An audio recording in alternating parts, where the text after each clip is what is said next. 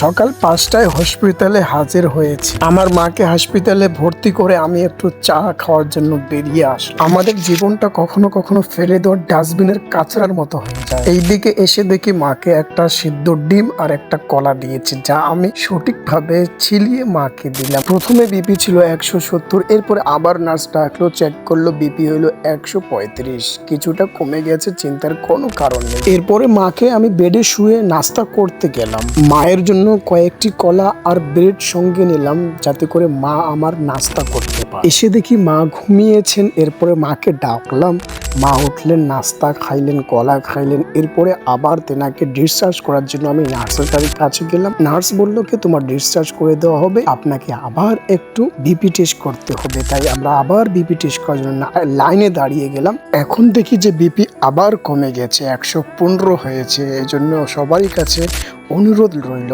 আপনার মাদেরকে যারা ভালোবাসেন, বাবাদেরকে ভালোবাসেন, এই ভিডিওকে শেয়ার, লাইক করেন।